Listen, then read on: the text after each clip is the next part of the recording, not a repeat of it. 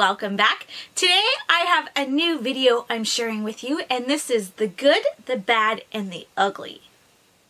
So basically, this is going to be 3 random mini reviews, completely unrelated products for the most part, and especially in this video, for the sake of the title being kind of catchy, the good, the bad, and the ugly. The middle one, the bad, isn't really bad, but it's not good, but it's not ugly. It's just kind of eh. But I didn't want to change the title, so it's kind of like the good, the eh, and the ugly. So hopefully we can move past that. And another thing, I have new chairs here, and they are swivel chairs. I will post a picture here of what they look like. My husband bought me them for Mother's Day, so I am hoping that I'm not going to spend my time swirling and getting, you know, you guys seasick or anything like that. To start things off with the good, I have this Eslor mask, and it is the Chlorophyll lifting mask, and it comes in this beautiful packaging, and you open it up and it has this scary green kind of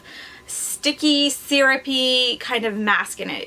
It's goopy. And it smells like what I would assume clean plants would smell like if you broke open a stem and you kind of smelled inside and got like that, the smell of the water mixing through the stem, like it kind of has that, only kind of heightened and very strong. It's not off-putting by any means. It's a pleasant scent. It's just a little bit different. So the claims on this mask are that it is a skin tightening mask. The dried film of the natural milk proteins, plant extracts, seaweed extracts, and minerals tighten the skin, help enhance blood circulation, and help diminish fine lines. It says that the skin appears instantly luminous and feels soft, noticeably firmer, and clarity is revived. It is 50 mils or 1.7 fluid ounces, and it retails for $20. Now, this is a nice mask. It's a little bit fussy in that you have to cleanse your face before you put it on, which is normal for most masks. Of course, you're going to have start with a clean face. The part that is a little bit fussy is you apply this mask, and then once you're done, you have to then cleanse your face again. But there's a reason for it. So you put this on, and it says to let it dry. It usually takes between 5 to 15 minutes depending on how much you put on. Sometimes I go a little bit heavier with it. Sometimes I just put a light amount on. So anywhere between 5 to 15 minutes, it's completely dried. You can feel it to the touch. It starts to firm up a little bit, not to the point where your skin feels tight and like it's cracking or anything like that. It just feels a little bit firm on the skin. You can tell it's dry. So you do that, and then you have to wash it off. And if you don't use a cleanser with it, like after you've washed it off, if you don't use a cleanser, it will start to tighten on your skin again. You've got to really make sure you go in there with some kind of soap or oil or something to remove the actual product from your skin once it's done. Otherwise, it will continue to dry on your skin, and it's uncomfortable, and it's probably not the greatest for your skin to leave it on, and just that it's not recommended for that. It does say to wash it off. Now, the reason why I love this mask is because it is like the pimple destroyer, and it does not have that claim anywhere on any of its packaging. The other claims that were on the website for this are absolutely true. I did experience those results from this mask, and I would say it is very accurate in the results. But what it didn't say was that this thing, it gets rid of pimples fast. And I tried it the first time, and I kind of thought it was this, but I wasn't sure. I'm like, no, it can't be that. I had tried it the one night. I had got this in a subscription box, and I was trying it out before I reviewed the box. And so I used it, and I had a little bit of a breakout going on my face, 1 or 2 pimples. It wasn't a big deal. And the next morning when I woke up, I noticed that they were gone. And I kind of thought it might have had something to do with that, but I wasn't sure. So then I've tried it a few more times, and every single time it has either taken away the pimple completely or made it so that it is extremely poppable, or it just kind of bursts on its own, and it just heals so much quicker. This most recent time that I used it, it was because I had a breakout from using another makeup product, and I had put it on my skin in the couple places that I had it, and one was it was a pimple, but it was kind of festering under the skin. I know it's kind of gross, but that's the way it was. It was one of those ones, it really hurt. I had tried to pop it, and I probably just made it worse. I probably pushed it more into my skin than out. But there was that one, and then that was right up here, and then I had one that popped out right here. So I used this mask just as a spot treatment. I didn't put it all over my face. I just put it in the 2 spots, left it on for the 10-15 minutes, however long it took, and washed it off. The next morning, the little one completely gone. It was like there was was nothing there. There was no bump, there was no redness. I can't even tell where it was, and this was just a few days ago. And usually my pimples don't do that. Even the little ones, they usually stick around for a day or two, and even after that there's a little bit of redness. Even if I don't pop them or anything, which I know is bad and you shouldn't do, and I always tell people don't touch them, they'll go away better, your skin will look better. I always say that, but I don't always follow my own advice.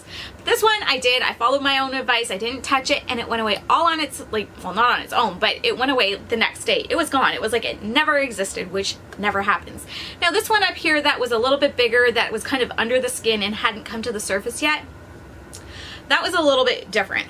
But oh my goodness, the next morning when I went to just wash my face with some micellar water, all I had to do was literally go like this with the micellar water, and it had come to the surface so much that it just kind of opened up and took everything out with it. It was like everything was just sitting there ready just to be wiped away. Because there was something there, it had to be taken away. It wasn't like the other one where it could just kind of go away on its own and mix into whatever those pimples do when they do that. This one noticeably had to be taken care of, and it took care of it. It brought it to the surface overnight, and I literally just wiped it with my cleansing pad, and it was right there. There was a little bit of redness and everything left over just because I had messed with it a little bit beforehand, the day before having used this.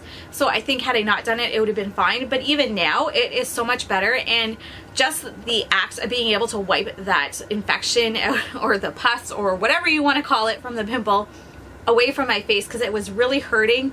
And I had thought it was because I had tried to pinch it and pop it out kind of thing before it was time, and I thought I had bruised my face. But just the fact that it all came out, it just relieved it, and it felt so good. So I highly recommend this. I don't know if it'll work for everyone like that, but it's 20 bucks for this bottle or this jar.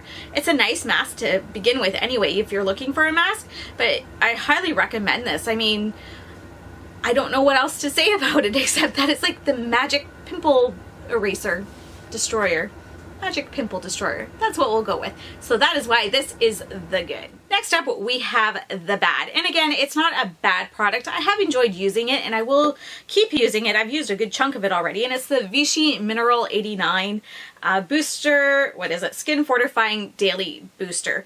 Now, I have used a good chunk of this already. It's a nice product. It feels nice on the skin. It has claims that it helps to make your serums and other skincare absorb faster into your skin. So you're supposed to put this on first, and it helps everything else absorb in. It claims it helps your makeup stay on longer, it claims that it helps your makeup go on nicer, which it absolutely does. When I use this as a base or have it under my foundation, it definitely blends my foundation out nice. I never have a problem with that.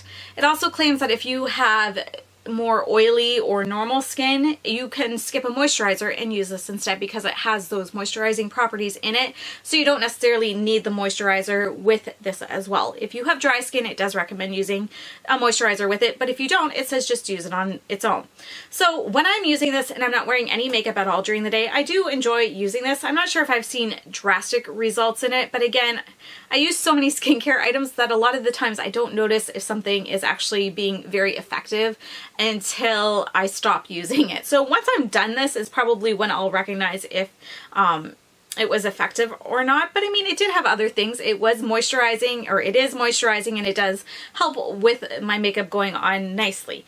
My problem with it now, and the reason that it has kind of gone to the bad, is because it makes my skin overly moisturized now that it's warming up and it's not so dry and outside or in the air anymore. Now that there's more moisture coming into the air, I don't need all that extra moisture, and I don't usually use a moisturizer anyway. I was just using this, at least during the day, and I find when I wear this now, it is making me go especially oily in the T-zone, which I don't normally do.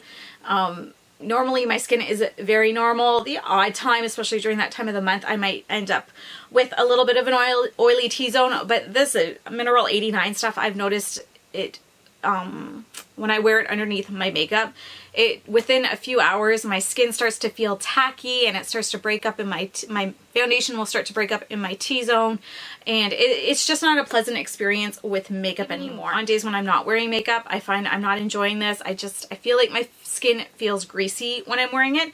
So it's a good product maybe for the winter. Maybe if you have dry skin, you would love this. But if you have oily skin or normal skin, you might find you have a problem with it, especially in the more humid months of the year, or especially if you are oily, you might have a problem with it completely. I'm not sure. I just find when I'm wearing this now, it seems to make me more greasy and oily throughout the day than if I don't have it on. So that is why this is in the bad. And last, we have the ugly. And this would go to the e.l.f. Prep and Blur Stick. This thing right here. You twist it up. It's got this thing. You put it on. It blurs your pores beautifully. It wears nicely. Some of my foundations that are a little bit more mattifying that I want to wear a blurring primer with, but sometimes those can be a little bit drying. And then you top it with more of a mattifying foundation. If you use those, then it's not as comfortable on the skin. This worked really nice on my skin under those more matte foundations because it is a little bit more of a lighter consistency, but it still gave me that blurring effect. It worked well. I loved how it worked, but this is the reason why I had the blowouts on my face that I need. This did it to me. This broke me out so bad. So this is why it's the ugly. I will not use it anymore. I'm not saying I'm not recommending it, because if it doesn't affect you that way, I think it's an excellent product, especially if you have skin like mine, which is normal, but you want to maybe fill in those pores, but you do enjoy maybe more of a mattifying foundation. Not a super matte, but maybe slightly matte, maybe super matte, I don't know. But maybe if you're finding some things like, I really like the Cover FX blurring primer, and I really like the Tarte Clean Slate primer. Those are both thicker primers. They work well on more of a satin kind of finish foundation, whereas if I'm using more of a mattifying foundation, those don't work as well. They feel tight on my skin. It looks kind of cakey. This was perfect. It looked beautiful under my skin until it broke me out, and it was like a bad breakout on this one. I'm mad because it hurt. I was not happy with it. This one has not a little pimple right where it was, and it's still kind of healing a little bit. Thank goodness for that mask, because who knows what it would look like now. But yeah, I'm not happy with this because of that. Come on. Why does that have to be so great of a product and then it breaks me out? It makes me mad because it worked so good. It would have been a favorite if it didn't break me out, but it breaks me out and it made me mad and it hurt. And the other thing with things like this is if you're putting it directly on your skin, chances are if you have some kind of something on your skin that's going to break you out and you're using this, you're just going to put it back on your skin the next time you use it. So, I mean, it might have only been a small thing here, but then whatever was on here might have stayed on it and caused this one. I don't know. I'm not chancing. And those are the good, the bad, and the ugly that I have to talk to you about for today. Let me know in the comments if there's any products that you are loving or that you are hating or that, you know, just kind of turned their back on you, like that e.l.f. one. It was so promising. It held so much promise. Thank you so much for watching, everyone. I hope you enjoyed this video. If you did, go ahead and give it a thumbs up. Don't forget to subscribe if you haven't already. I hope you have a great day. Take care. Bye-bye.